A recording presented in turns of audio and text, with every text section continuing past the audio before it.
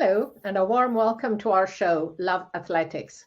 In this program, we bring you the latest highlights from our sport with expert input from different continental areas. And we're delighted to have with us today Kenyan journalist and AIPS Vice President, Evelyn Watta of Kenya. Thank you for having me, Anna. Very nice to see you. Lovely to see you, Evelyn. Thank you for joining us. Thank you. Thank you so much. Now, before we focus on the athletics news of the last fortnight, including the first Diamond League meeting in Doha, let's start by learning more about our guest. So, Evelyn, I've known you for quite a few years, but never asked you, what motivated you to get involved in athletics and start a career as a sports journalist? I was actually trying to remember when was the first time I met you, Anna, and I just can't figure it out, I don't know whether it was in Nairobi or it was outside. I can't remember whether it was Addis Ababa. But you've also been very instrumental in my athletics career, just watching you, your passion. It's been very nice, just being around you. But I started as a young Kenyan journalist, in the newsroom, on the sports desk. And the first thing that obviously most of us cover, any male or female sports journalist, was football. But I found football a bit crowded. Everyone was in football. And then it was very hard to get, just inspiring pieces because most of the time in football, you focus on the team. Yes, the team is made of individuals, but it's very hard to get to talk to the players unless you're talking to the captain whose story has probably been told so many other times. So I found it very interesting to detour to the track and field and meet these people who some of them had only seen them on TV, I'd read their names, and then they were just here, they're just next to me on track, breathing heavily, and we are breathing the same air. And at some point, I remember pinching myself and saying, am I breathing the same air with Moses Tanui? The Moses Tanui? Moses Kiptanui. I remember the first time in the stadium, I was overwhelmed. Everyone was a star. I'm saying, no, it can't be real. And they just let me, I'm a nobody around these stars, So I was actually more of it, or I was drawn to know the stars. I was fascinated by the stars. But then the one thing that really drew me to them was their humility. They were very humble, Unlike most football stars, they are not usually very accessible. So I was actually very fascinated by being around stars, people who I'd seen on the papers, I'd read names on the papers, I'd seen on television, had them on radio. And what just drew me to them was their humility. They were global superstars, they're Olympic champions, world champions, marathon champions, but they were really humble and were really happy to tell you more about their story. They're happy to be talking to journalists, unlike other stars from other sports who look at us sometimes as, I am the star and you're there, so let's keep our distance. So this is something that probably made me love athletics even more and decide to focus and make it my forte. Anna, thank you. Wow. And were there any athletes in particular who inspired you? Oh, yes. I think that can take a whole day if I start just thinking about it. But then from the top of my head, I grew up, I think by the time I was getting into the newsroom, Paul Tergat was becoming, he was on his way to becoming a legend, That's the time he went to Sydney and the epic rivalry between him and Haile Gebrselassie. And then he was becoming the master of world cross country, He had won it 10 times. And so just meeting him and getting to know him, getting to know his story, how he started running, how he had to drop out of school to pick up running, that was very amazing for me. It was so, I just felt like really lucky to be in his presence. I remember the first time I interviewed him, I was like starstruck. I remember him completing his sentence and then he says, okay, yes, finished. Then I realized, okay, the guy has finished talking. That was how it was. And then another person who really inspired me was another cross-country great, Edith Masai. She was really, really humble, and her backstory is also very inspiring. She's a woman who fought against a lot to just be where she is. She's a mother, and for her, every win meant something. It was just not becoming, like a double world cross country champion or being the track star. For her, it meant that each of the win, it represented something. It represented part of her story and why she became a runner. They're really two absolutely exceptional athletes. I mean, Masai was 36 when she won her third consecutive short cross title in 2004. And she's still the oldest female winner. And Tergat, yes. I mean, Tergat on and off the track and cross-country course, just an exceptional athlete. Yeah, and then, the other thing I admired about them is also that they were not really keen to jump onto the marathon as we are seeing now. They stuck onto the track and the cross, which for me were very exciting events to cover then. So they stuck on that, and then they made their names out of that. And when they decided, like someone like Tergat decided to go to the streets, it was at the tail end of his career, and it was like a new challenge for him. When most people would be retiring, he went for a new challenge. And that also reminds me of another favorite, Daniel Komen. Until today, we've not seen anyone race so well and so fast over the 3,000 meters. That's something that has stayed with me, because I remember watching that race and saying, what is this guy on? What is he running? Who is chasing him? But he ran like crazy. And then recent times, honestly, I've been inspired greatly by the success of Usain Bolt. He's a star. I watched him, and I'm lucky enough to have watched him break all his world records at the Olympics and the World Championships in Berlin. And just how he came into track and field and just became a star, made a name out of himself, and how he was able to show Bolt, all that. It was really nice, just being around Bolt and just going to his press conferences. They were entertaining. He had so many storylines to tell whenever he ran. He was definitely somebody who was exceptional. I mean, he was obviously a fantastic athlete, but really a genuinely nice person, and exactly. Somebody who was able to work up the crowd. It's funny because if you remember 2007, his first world championship, he was still not exactly shy, but he was quiet. Then, of course, in Beijing, it was the beginning of him feeling more comfortable and expressing his joy of being there and competing. And of course, Berlin was epic. So, no, fantastic athlete, and really, honestly, great guy. I agree with you totally, Anna, and also very media friendly. He would go around the mix zone doing all those interviews, and yet he had done all the TVs and everything, and still come to the press conference room bubbly. Some athletes will come into the press conference room exhausted and tired, but you'll still have the energy. So that's something that we miss and admire about Usain Bolt. Definitely. Thank you, Evelyn. So we'll come back to our guest to learn more about her a little later. But let's look now at what's been happening in our sport over the last fortnight, starting with the first Diamond League meeting of the season, which was held on 5 May in Doha, and where 7 world leads were set.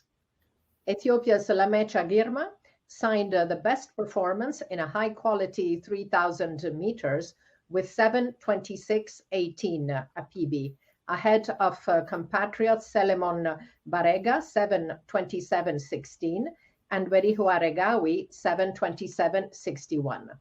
And Lamecha's mark brings him to number 8 in the all-time lists. Now, Girma had set the indoor world record over the distance last February, and his remarkable progress over the flat can reap benefits for him in the summer in the steeplechase. Another top men's result came in the discus, where Slovenia's Christian Tse dominated the event, winning with his first throw of 70 meters 89. Now, his 4 valid attempts were all over 68:45, which is 1 meter 30 longer than anyone else in a strong field, which included the reigning Olympic and world champion. Se, who had won all 6 Diamond League meetings he contested last year, as well as the World Championship, is proving equally dominant in early 2023. And the men's triple jump also saw an excellent contest, with Portugal's reigning world and Olympic champion Pedro Pichardo winning in a windy 17 meters 91 over Burkina Faso's multi-medalist Hugues Fabrice Zongo with a regular 17 meters 81 and a windy 1780 for Cuban André Diaz Hernandez. In the women's event, the top mark came from US sprinter Sha'Carri Richardson, who surged in the second half of the race, storming to an excellent 10.76 in a loaded 100-meter field ahead of 2 200-meter world champions, reigning title holder Shericka Jackson, who clocked 10.85, and 2019 champion Dina Asher-Smith with 10.98. And there were also some excellent performances by under 20 and under 18 athletes, as we will see later. Now, Evelyn, what athlete impressed you the most in Doha? I think top of it was Sha'Carri Richardson. You know, we didn't see her really racing at the top events at the World Championships in Oregon last year, and then she had missed the Tokyo Olympics because of the ban. And then here she is coming back and running, and not just running fast. Her first run had the wind assist, so it was cancelled out. Then we saw her, just, blazing hot in Doha. That was really exciting to watch, and knowing the character, the depth of the field of the women's 100 meters. I just can't wait to watch all of them. We know, I don't want just want to mention names, but there's Shericka Jackson, there's Elaine Thompson, there's Shelley Ann. There's so many women who are doing well right now, Alea Holmes, all of them.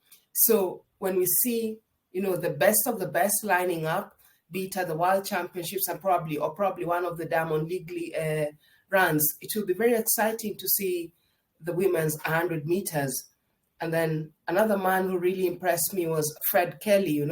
He's been on form since he started his season. He started in Australia, and recently he ran in Australia, in America again, and then we saw him in Doha, and he's never just stopped. He's getting better and better, and we're all waiting to see him, and especially after his a bit of like social media banter with the Olympic champion Marcel Jacobs. So it will be interesting to see what he does when he races next. And then someone else I can pick on is one of my all-time favorites, Faith Kipyegon. I remember speaking to her at the end of 2022, and she said, I'll be faster and stronger in 2023 because she missed one of her targets last year, which was to break the world record. So we saw her first race of the season, Doha, and she looked strong, she looked comfortable. And so everyone is wondering, is this finally the year where she can be able to break that world record that has been standing for so long? And then on the fields, I'm totally impressed by the consistency of the Burkina Faso jumper, Hugues Fabrice Zongo. He remains on the scene. He's not a one-time hit. And, knowing Burkina Faso, we don't know them for jumping, but we've seen his consistency and passion and always being there. And that's what has earned him the bronze at the World Championship and at the Olympics as well. So I think he can only get better as the season progresses. Thank you, Evelyn. Now, just a week after Doha, the Kip Keino Classic World Continental Tour Gold was held in Nairobi with a total of 6 world leads. Top marks came from the home favorite, Ferdinand Omanyala, in the 100 meters with an excellent 9.84. Now, Evelyn, in a country famed for its distance athletes, Omanyala now has Kenyan fans in raptures over the sprints. Not right now, I can't believe that when you talk about the 100 meters men's sprint, now you have to talk about Kenya. It's exciting. And for him to have raced up against Kenny, he had some very good, decent athletes in Nairobi, the Olympic bronze medalist, world bronze medalist, and to beat them, not once, because when he won last year, people said, look, you have the advantage of the high altitude and probably that worked for you. But then he proved it again, and he's proved it on the series as well. So it's quite exciting to see what Ferdinand is developing into ever since he went to Tokyo Olympics, his first major event, and then even going to the World Championships next year. And he said, all these were test events for me. So I'm waiting to see what he can actually do when he gets back proper to the big stage. And it was really exciting because now he's making people believe that Kenyans can run, something that we've always done, but we sort of ignored because we always assume that, we're not so good in this, so let's stick to our forte, which is middle and long distance. So it shows what can be done, just as Diego did it in the fields. That, I think, is a very interesting part of the early season. We've seen young African athletes from countries you never expected in sprints, like Tarsis Orogot of Uganda. Exactly. Nigerian sprinters we're used to, but now we have very talented sprinters from lots of different countries. So that looks very, very good. Yes, there's also Tebogo from Botswana who's, Exactly. who can't wait to race Ferdinand. And, that's something very interesting. And, we still have our old and not old per se, but someone who's always been consistent and reliable at the top events, Akani Simbine. So it's exciting times for African sprints, truly, Then we bring in our traditional sprint masters, Nigeria. So I think Africa will command some attention when it comes to the big events. Definitely. Now, among the women marks in Nairobi, the best performances was again in the sprints with Shakari Richardson, who clocked 22:07 in the 200 meters, second best time of the year, in spite of raising her arms in celebration 30 meters before the finish line. That was incredible, Anna. She's on fire. She's on fire. So imagine how much faster she could have run if she didn't have to celebrate so early, or if she had someone chasing her, just someone breathing down her neck. So I think this at high altitude, let's see what she does at sea level. And she seems more consistent this year, so that's also good. She seems to have matured and to be more consistent in her results. So I think there's a lot to look forward to there.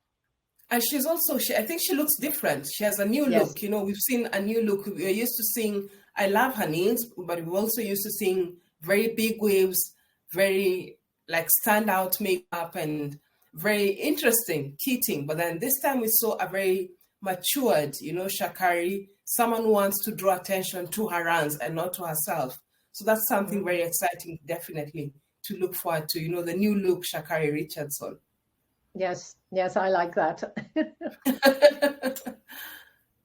Now, in addition to the sprints, there were interesting performances by young Kenyan middle distance runners, with 2021 World Under-20 800-meter winner and senior World Championships fourth placer Emmanuel Wanyonyi taking the win over two times Commonwealth Games winner Wycliffe Kinyamal. And in the 1500 meters, World Under-20 champion from last year, Reynold Kipkorir Cheruiyot, fresh from winning the Africa Under-20 title, defeating Abel Kipsang. Wanyonyi's climb of 1:43.32 takes him to the number 6 spot in the Under-20 all-time list. Now, Evelyn, do these performances give you confidence in the future of Kenyan middle distance athletes? Certainly they do. We've been worried that a lot of our good athletes, our young athletes, seem to be more keen on running the marathon or going to the roads. So it's quite nice to see our all young athletes, some people who've seen in the World Under-20, World Under-18 championships, going through the ranks and shining at the senior level. Someone like Wanyonyi has been very consistent, and he has a good mentor, someone who was a world champion in Janet Jepkosgei. And then they're dominating in events that Kenyans consider to be their events. Kenya has dominated the 800 meters at the Olympics since Beijing. So it's important to see that there's some youngsters coming through. So in case Emmanuel Korir is not available, they can always jump in and fight for the medals at the big events. So it's quite encouraging to see this, and I hope that they don't jump off, to chase the monies on the road. And overall, what athlete impressed you the most in Nairobi? Oh, that's a hard pick. That's a hard pick. But I think I was really excited by what Mary Moraa did. She's an athlete we didn't know about until the last 2-3 years. And she seems to be handling the 400 meters and 800 meters events very well. And she looks very confident. She's matured in her running as well. And after the Commonwealth title, I think she can only get better. People said that people thought that she was a one-hit wonder again, but she's proving that she's not, and she's really deeply talented. And she's coming outside, the Great Rift Valley, which is also something very exciting. She's when I see her running, she reminds me a lot of the great Helen Obiri, who ruled the cross country, ruled the track, and is now dominating in the marathon. So I see a lot of similarities between them, and I think they also talk a lot because they come from almost similar, very close areas. Thank you, Evelyn. So let's look now at top results from other events around the world. On 6 May at the Track Festival in Los Angeles, Venezuela's Jocelyn Danieli Brea, who had slashed over 16 seconds off the South American 5,000 meters record on 21st April, further slashed the continental best by almost 18 seconds, clocking 14:47.76 to win the race in Walnut, Los Angeles. Brea was the first athlete from Venezuela to set a continental record in middle long distances, and she now has done it twice in 15 days. Excellent results were also recorded at the SEC conference in Baton Rouge, Louisiana on 12 and 13 May. Cali under-20 world champion in the triple jump, Jaden Hibbert of Jamaica, shattered the world under-20 record and also shot to the top of the senior 2023 lists with a regular 17 meters 87, adding 37 centimeters to the age category best of East German Volker May, which had stood for 38 years since May 1985. This is the second age category record for Hibbert, who only turned 18 in January, as he had set the world under-20 indoor record last March when winning the NCAA championships. And 400-meter runner and hurdler Britton Anderson continued a great season on the flat, first clocking 49.40 in the heats on 12 May and improving to 49.13 in the final the next day. She also clocked the second best mark of the season in the hurdles with 53.28, marginally slower than the 53.23 she had recorded a month earlier in Florida. Looking now at road races, the best performance came at the Prague Marathon on 7 May, with a very good results in the men's race, where Kenya's Alexander Mutiso Munyao clocked 2 hours 05:09 for victory, well ahead of Ethiopia's 2021 London Marathon champion Sisai Lema, 2 hours 06:26, and compatriot Philemon Rono, 2:06:51. The women's race saw victory for Ethiopia's Varkanesh Edessa with 2 hours 20:41. And in ultra running, Lithuania's 41-year-old Alexander Sorokin added another IAU world record to his career highlights, improving the 100 kilometers world record on home soil in Vilnius on 14 May with a time of 6 hours 05:35. Now that means a pace of 3:39 per kilometer and a speed of 16.41 kilometers per hour. 400 kilometers, amazing.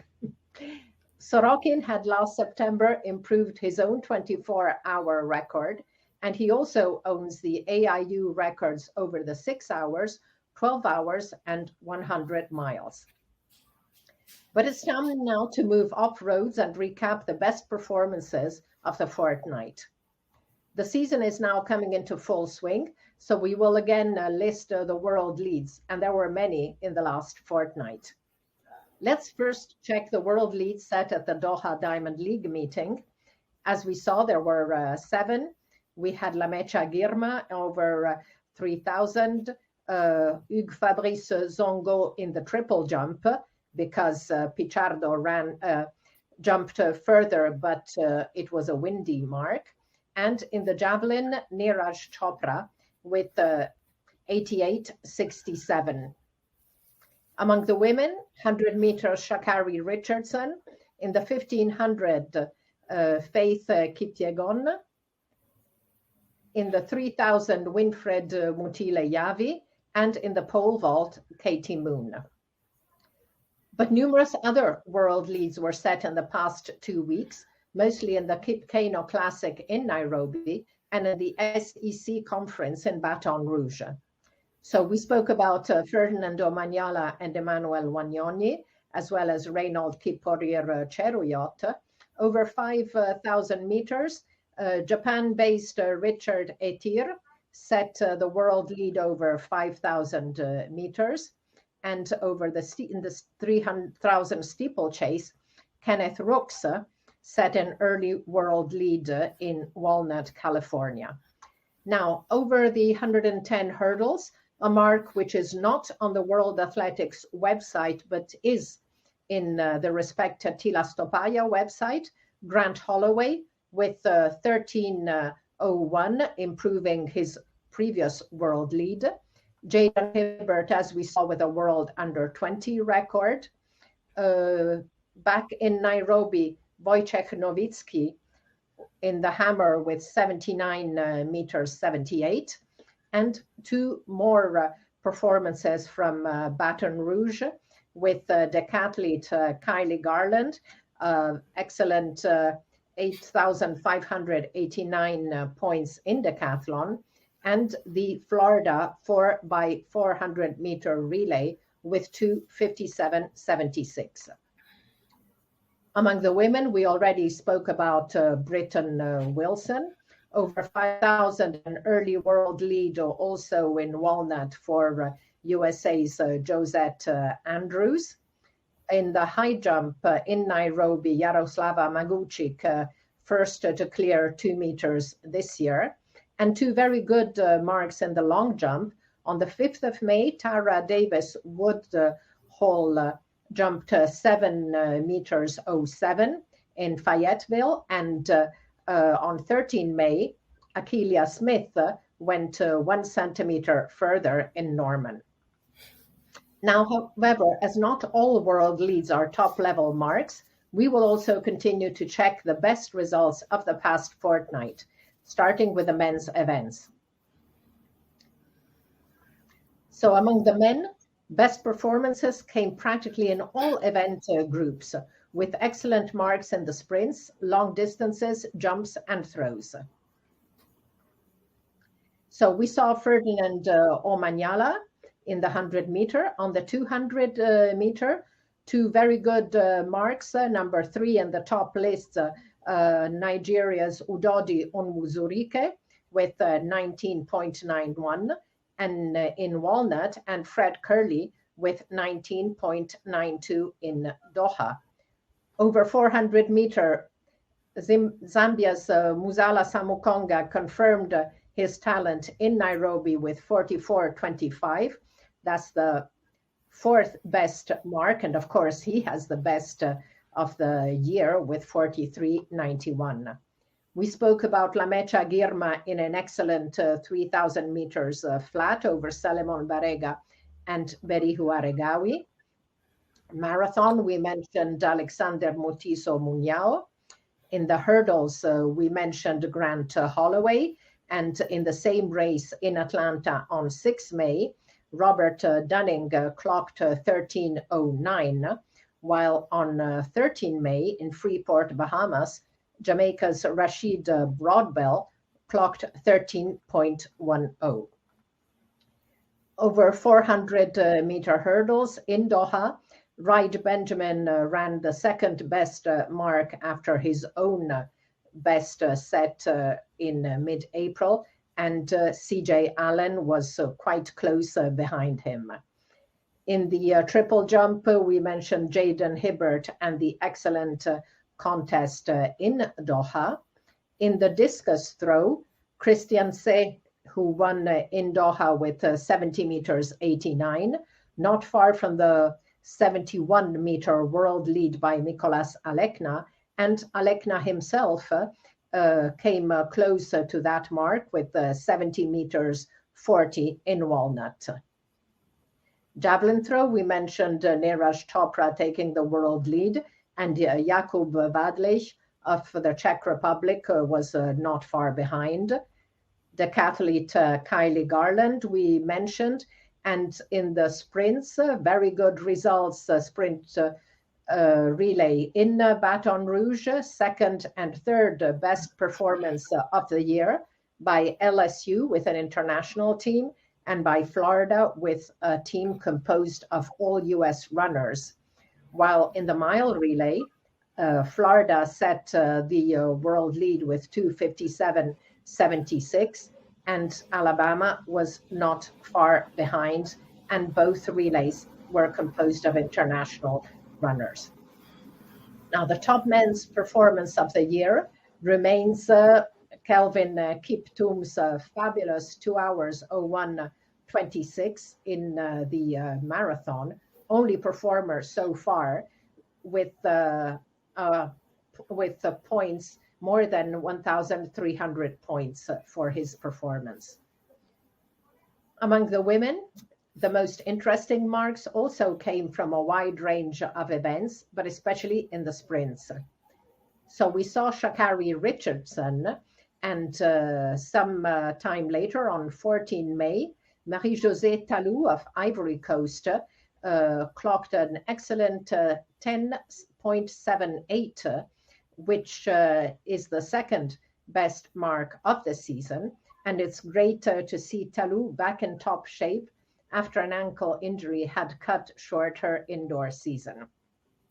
Also very good marks, 10.84 from Julian Alfred, who continues with a very, very strong season, both indoor and outdoor, and 10.85 for Sharika Jackson in Doha, plus a windy 10.74 for Julian Alfred in the heats in Norman. We saw Sha'Carri Richardson's 200-meter mark in Nairobi. We spoke about Britton Wilson in the 400-meter flat. 3,000-meter steeplechase, top two results in Doha with Winfred Mutile Yavi, closely followed by Sembo Almayu, who with 9:05.83 becomes number 3 in the under 20 list of all times. 100-meter hurdles, behind the 12:36 by Masai Russell on the 1st of April, which remains the best mark. We have two excellent performances in Baton Rouge, 12.40 by Alia Armstrong and 12.43 by Akera Nugent. And Alia Armstrong had a windy 12.31 in the heats. 400 hurdles, we have mentioned Britton Wilson, and we have mentioned Tara Davis Woodhull and Akeelia Smith in the long jump. So the top senior performance remains again a mark from the roads, 10 kilometers in Valencia, 29:19 by Ethiopia's Yalemzer Yehwala. So Evelyn, what athlete impressed you the most so far this year? I think, let me not dominate so much on the sprints. I'd like to pick out someone called Alexander Mutiso, who you mentioned, He's a former World Youth bronze medalist, so it's so nice to see him come up the ranks. And then, just like when I remember when I was watching the London Marathon, to see Sifan Hassan just bursting, he reminded me a bit of that, because we saw him running in the half marathon and before running last year in Valencia, and then just to come up and, win so strongly, it's quite encouraging, because he's one of the Kenyan runners who've been based in Japan. So also very nice nostalgic memories about him, and when I talk about Japan and Kenya, I remember our dear Samuel Wanjiru, the late, who honed his skills in Japan. And over the years, we've seen some of our Japanese-based athletes become very consistent and dominant both on track and in the marathon. As is now retired Tanui, he was constantly, one of the dependable athletes for Kenyans to count on when it came to the 10,000 meters, both at the World Championships and at the Olympics. So it's exciting to see what Alexander Mutiso will do in the marathon in the near future. Thank you, Evelyn. Now, several under 20 and under 18 athletes also registered great performances over the past fortnight. So starting with the under 20s, we mentioned Emmanuel Wanyonyi, number 6 now in the under 20 lists, and of course, Jaden Hibbert, which his under 20 world record. We said that Sembo Alemayu was second in Doha in the steeplechase and moves to number 3 in the under 20 all-time lists. And in the 100-meter hurdles, Anthony McCormick of the US equaled the number 9 performance on the under 20 list with 12.85. Now, Evelyn, again, we see great under 20 athletes making their mark at the senior level. Yes, and I'm really impressed by Jadon. He's only 18. So that means he qualifies for 3 top events in the next maybe 20 months. He can still qualify for the World Under 20. He will definitely qualify for the World Championships in Budapest. And then there's a possibility it could be one of the dependable jumpers for Jamaica at Paris 2024. So that means there are 3 medals that this young boy, who's still trying to understand jumping because he's a late bloomer, he said he's just started jumping 3 years ago. So it's quite exciting to see what he will do once his jumping has matured and once he's competed at the top level. We've seen him, to be fair enough to him, he's already matured enough at the World Under 18, World Under 20 level. But then when it comes to competing with the seniors, I think they can push him and he can learn a few more tricks that can probably just make him even one of the greatest jumpers to watch in the next 5-10 years. Thank you. Definitely, Jaden is really one with huge talent. And let's see what he achieves. So let's look now at the top under 18 marks. So in the 100 meters, Ernest Campbell of the US with 10.22 equaled the 10th under 18 best of all time. In the long jump, there's a performance which I'm going to discuss, even though it's not in the World Athletics list and it's not even in the Tilastopaya list, and that's the 8 meters 06 by Temoso Masikane at the Africa Under 18 Championships in Doha. But that mark was in the official results of the first 2 days with a regular wind of 0.8. It was widely reported in the media I haven't had a reply from the CAA.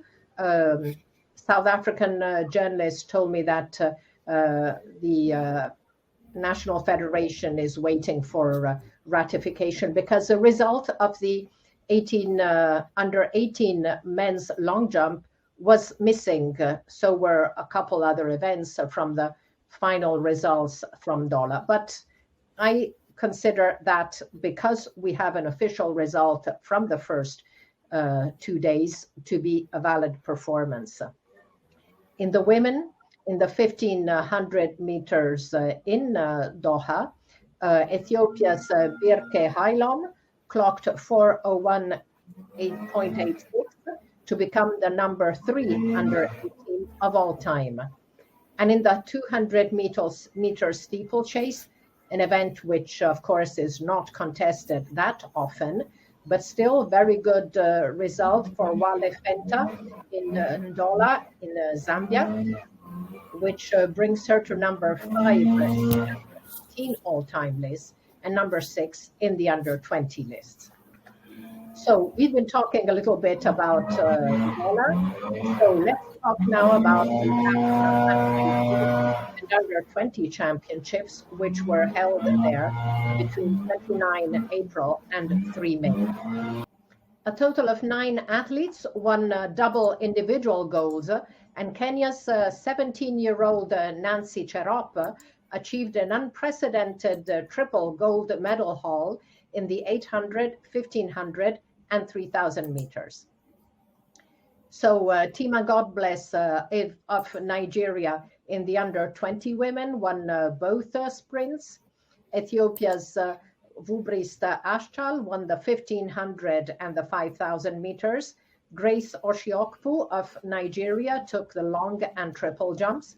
And Ashley Erasmus of South Africa took the shot put and the discus throw. Among the under 18 men, Samuel Uchenna Ogazi of Nigeria won gold in the 200 and 400. And among the under 18 women, 100 and 200 double for Faith Okwaze of Nigeria, the fabulous treble by Nancy Cherop.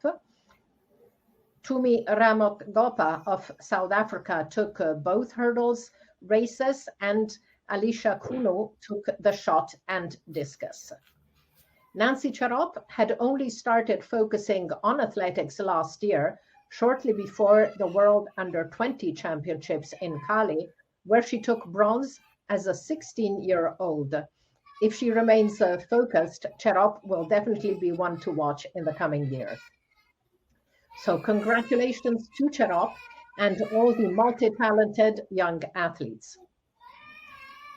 But another interesting aspect is to check top performances in Doha. And here they are. Under 20 men in the 1500 meters, Reynold Kip-Career Chariot clocked the best performances for his age group with 3:33.65, which was the world lead before he further improved it in Nairobi. 400 meters, again, talent from Botswana, Busang Colleen Kebanit Shipi clocked 44.91 to take the world lead over the distance, naturally the world under 20 lead. And a very good 1500 meter race with Ethiopia's Ashenafi Gadisa over Gilbert Kipngetich of Kenya. Among the women, now Nancy Cherop, we saw a 17-year-old. She ran the under 18 races, but her mark in the 1500 is the best of all the under 20 category. Over 3,000 meters, Asmarech Anli of Ethiopia with 8:56.7 hand timed in a top level race where second and third also set very good marks. And in the 200 meters, Tima Godbless had very good performances in both sprints, and her best came in the heats of the 200 meters with 23.28. Under 18 men, we already discussed the long jump, Timoso Masticane, which would be by far the best performance of this age group in Doha. 1500-meter men, Samuel Buche. He finished fourth in the under 20 race, but he's an under 18 athlete. We mentioned Samuel Ogazi winning double gold, and his performance over 400 was very good and is a world under 20 lead. And in the 1500, the winner of the under 18 race, Josephat Kipkirui of Kenya, also had a good mark. Among the women, under 18, we saw Wale Fenta and 1500 meters Nancy Cherop. Also in the 200-meter hurdles, Frehiwot Gedese had a very good performance, as did Yenawa Kefale over 3,000 meters. Now, Kefale is an under 18 athlete, but she was second in the under 20 race. Evelyn, what athletes impressed you the most at these championships?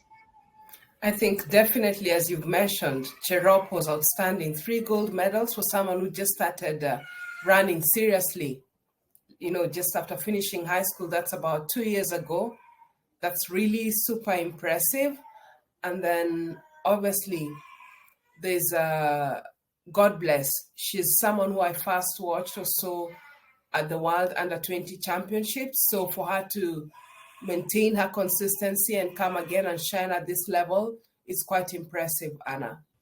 In both age categories, the medal tables were dominated by South Africa, with Nigeria in second position and Kenya in third. In the under 20 category, South Africa had a total of 29 medals, of which 12 gold. Nigeria, total of 18 medals and 9 gold. Kenya, 14 total, of which silver, gold, 6 gold, and Ethiopia also in the double digits with the total medal haul of 15, of which 4 gold. 12 countries won gold medals, and 18 countries won at least 1 medal.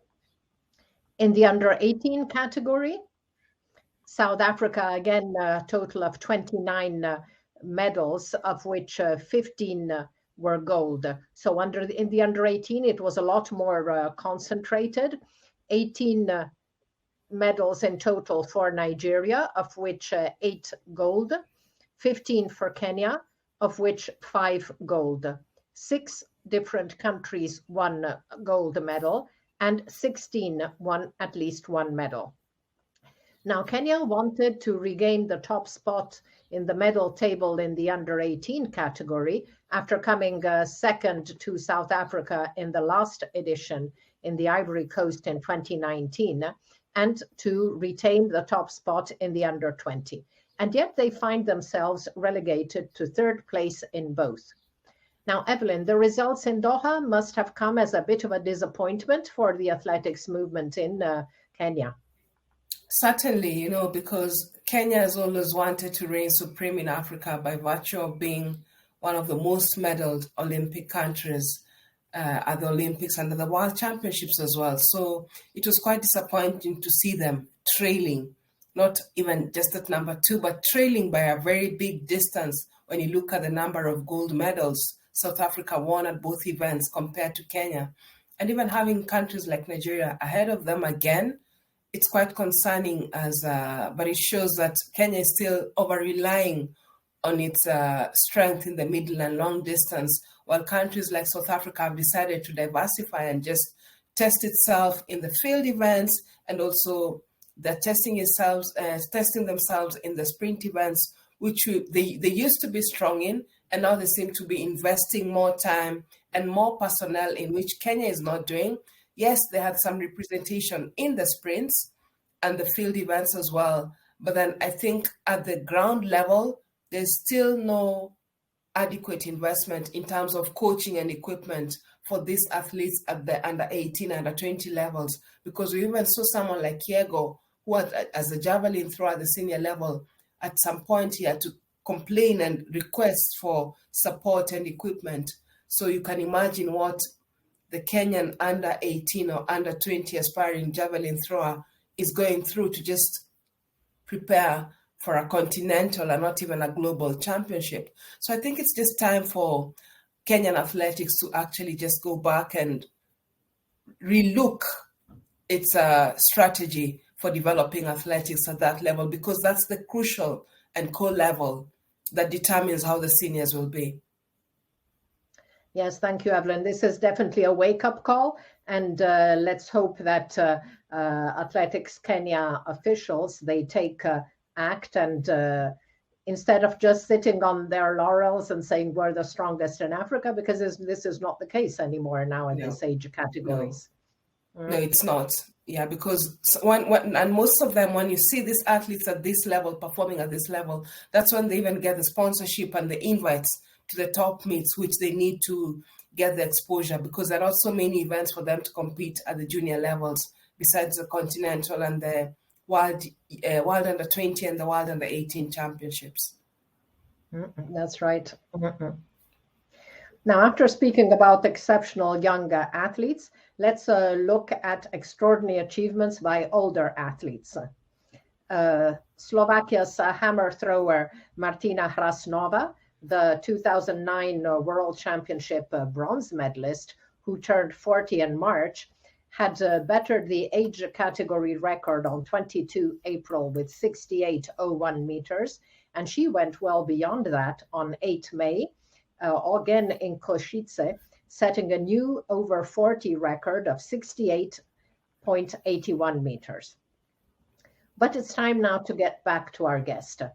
So, Evelyn, outdoor season is now entering the peak time of the year. What athletes' events will you be most looking forward to in the rest of 2023? I know you'll find this quite bizarre or strange, very funny coming from a Kenyan journalist, but I'm actually looking forward to the 100-meter sprints, both men and women, like the 100 meters coming up in Rabat. There will be Kenyan interest in Ferdinand, but then it will be very interesting to see the rivalry between Fred Kelly and Marcel Jacobs finally, this season. So I'm quite interested in seeing how that turns up and how Ferdinand performs with the best of the best, a world champion and an Olympic champion, and him probably just a Commonwealth title. So it's quite interesting to see how that race stands up in Rabat, and I'm sure the focus will be on Africa for very good reasons. And if we can do something and just surprise the Olympic and world champions, who knows how Budapest will be, Yeah. And then obviously there's the 100 meters women. Again, I can't wait for the top guns to race together, They're closing in on the world record, Flojo's world record. So given a chance, I'm sure when you have a depth, the best of the best, they will only push themselves and kill themselves and get to that record that has stayed for so long.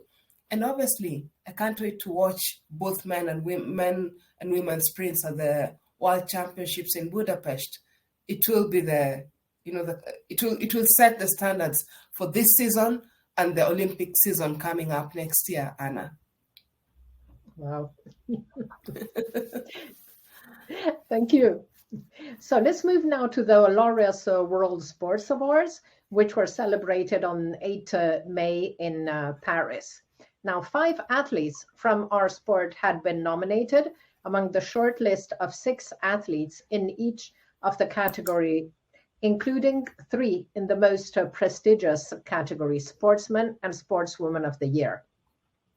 So we had Mondo Duplantis nominated for Sportsman of the Year, 2 ladies, Shelly-Ann Fraser-Price and Sydney McLaughlin-Lerone for Sportswoman of the Year, plus Toby Amusan for Breakthrough of the Year, and Jakob Ingebrigtsen for Comeback of the Year.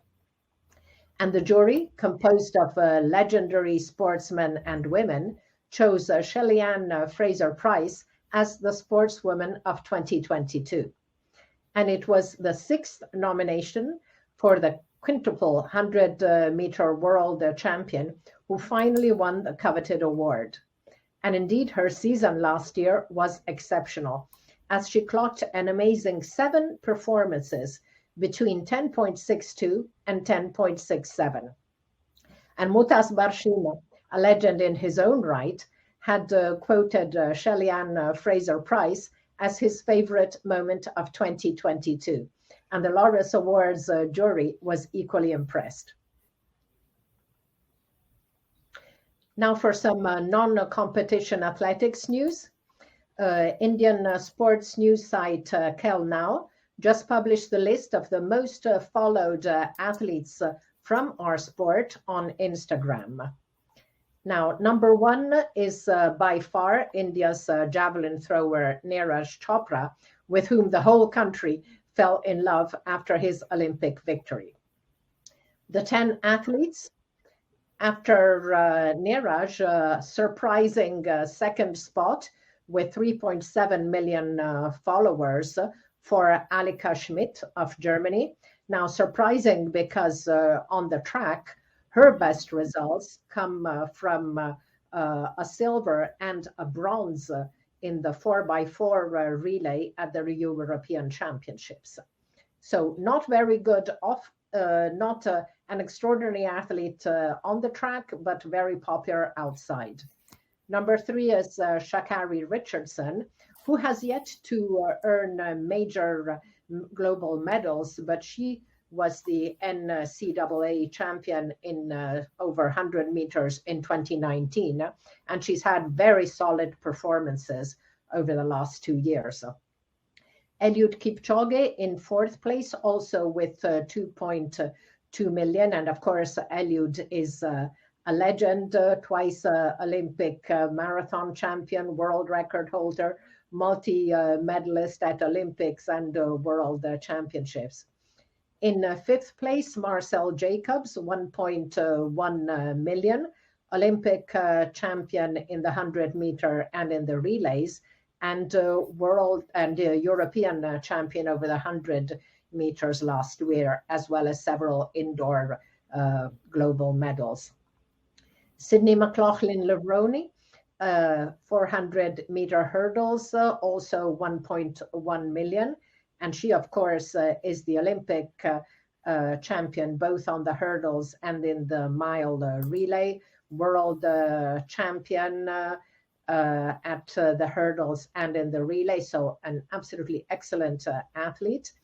In number 7, Fred Curley, 1 million followers, 100 meters world champion, second at the Olympics. And in 8th, Yulimar Rojas, fantastic athlete in the triple jump. She's won everything. Olympic gold, silver in 21, silver in 2016, 3 times world champion, world indoor champion, world record indoor and out. She's one amazing athlete. Shelly-Ann Fraser-Pryce has just under 900,000 followers, twice Olympic gold medalist in the 100, gold in the relay, 6 times world champion, of which 1 over 200, and 4 titles in the relay. And in 10th, Trayvon Bromell, with almost 800,000 followers, second in the world championships, world indoor championship gold, and 2 times bronze in the world championships. So congratulations to Neeraj and to all the athletes. Kel Now also highlights the reasons why these athletes are so popular, including their charitable work, giving insights into their personal life, and of course, physical appearance. Now, Evelyn, what do you think of this ranking? I think it's an interesting ranking for us, even as journalists, to follow, because it gives us an indication of where the masses are. So it's quite interesting to have Neeraj, coming from a country that is not a stronghold, an athletic stronghold. We know India for cricket and hockey, but now we are seeing him being followed by having a massive following from just his exploits at the World Championships, and at the Olympics in a field event that is also not very popular in India. So that's quite interesting to see. And also to see just the age, it's very interesting to see that the young people, our young athletes, the young track and field athletes are the ones who are commanding attention on Instagram and in social media, just like the musicians or the actors and actresses. So it's quite good to see that these young people can command attention at this level. Thank you, Evelyn. So let's look now at upcoming events as we reach the end of our show. Top events in the next fortnight. On Saturday, 20 May, night of the 10,000 in London. On 21st May, very busy day with the European Race Walking Team Championships in Podebrady, the Seiko Golden Grand Prix in Yokohama, World Continental Tour Gold, and another World Continental Tour Gold, the USATF Bermuda Grand Prix in Devonshire, Bermuda. The following weekend, USATF Los Angeles Grand Prix on 27 May. On 27 May, also Meeting de Dakar. This is a World Continental Tour Silver. And the Hypo meeting in Götzis, World Combined Events Tour Gold. 28 May, Pentecost Sport meeting in Rehlingen, Germany. And of course, the Diamond League meeting in Rabat, the Meeting International Mohamed VI. On 31 May, the Montreuil International meeting, a Continental Tour Silver. And on 2 June, Golden Gala meeting in Florence, Diamond League meeting. So we're now at the end of our program. It was great having Evelyn with us on the show. Thank you so much, Anna, for having me. So it's such an informative show that, anyone who loves track and field should keep an eye on whatever it pops out. Thank you, Evelyn. It was really great to chat with you. Thank you, Anna. And thank you all for watching, and see you in 2 weeks on Love Athletics to look together at the comments, highlights, and analysis of what's been happening in our sport over the past fortnight. Thank you, Evelyn. Thank you, everyone. Ciao. Bye.